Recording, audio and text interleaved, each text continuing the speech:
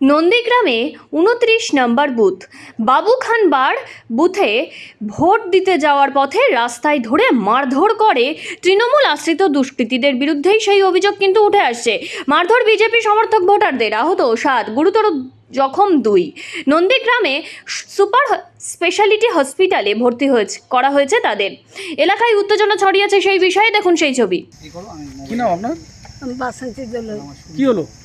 আমার যাকে পোলিং অফিসারের যে বুঝবে ভোট ইসে, তারপরে ওকে মারছে বলে আমি ঘর থাকতে এমনি মনে ভোট দিতে যাবো, গা ধুয়ে বেরিয়ে যাচ্ছি, না মারছে আমার সে দেওয়ালের পার কাছে বিচার কর, মাথা টাথায় জল টল দেয়নি না। নবী বলে যে ছেলেটা, সে মানে পাশে একজন ছেলে বসেছিল আমার বিজেপি, তার মাথায় মারতে যাবে না, আমার তারাটা আমার হাতেই করে মেরে দিয়েছে।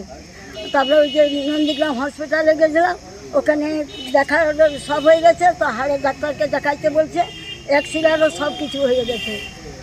কি নাম আপনার? আমার নাম বাসন্তী দোল। ভোট দিতে পারেন? না না, এখন ভোট যাওয়া এটা তো হয়েছে 6:30টার দিকে। আমরা ভারতীয় জনতা পার্টির পক্ষ থেকে আমরা এজেন্ট নিয়ে গেছিলাম। আমাদের ছিল 10-12 জন। ওরা আমাদেরকে মাঝপথে আটক করে আমাদের মধুদা বলে একজন ছিল আমাদের সঙ্গে, তার মেরে পা ভেঙে দিয়েছে, আমাকে মেরেছে, আমার মোবাইল নিয়ে নিয়েছে, টাকা নিয়ে নিয়েছে। ওই হচ্ছে আমিরুল বলে ছেলেটা, আমিরুল এবং হচ্ছে নবী, আশরফ, আরও অনেকে ছিল, রফিকুল, রহিবুল, তৃণমূলের দুষ্কৃতি আর কি। তারা মোটামুটি মারধর করে, এমনকি মহিলাদেরকেও ছাড়েনি, আরও 5 জনকে পুরো একবারে আহত করেছে এবং দুজন তো হসপিটালে ভর্তি আছে, আর একজন মহিলা আছে ওখানে। এখন অবধি টোটাল 6 জন আহত হয়েছে, 5-6 জন। এখন অবধি তো কাউকে ভোট দিতেই দিচ্ছে না ওখানে। আচ্ছা, টোটালি ভোট দিতে যেন সবাইকে মারধর করতেছে। তারপর প্রশাসনকে বললে আমাদের যে আইসি সাহেব যিনি আছে, উনি যে কী আইসি সাহেব আমরা জানি না, 100 বার কল করছি, কলের কোনো পাঠাচ্ছি, মানুষ মরলে পাঠাবে?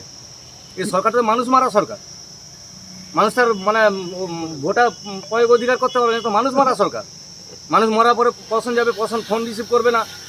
এটা কুকুরের থেকে এরা খারাপ হয়ে গেছে, মানুষের জীবন নিয়ে এরা খেলা করছে। কি নাম আপনার? আমার নাম শেখ মোহাম্মদ। বিজেপি কোনো পদে আছেন? আমি বিজেপির ব্লক কমিটির মধ্যে আছি।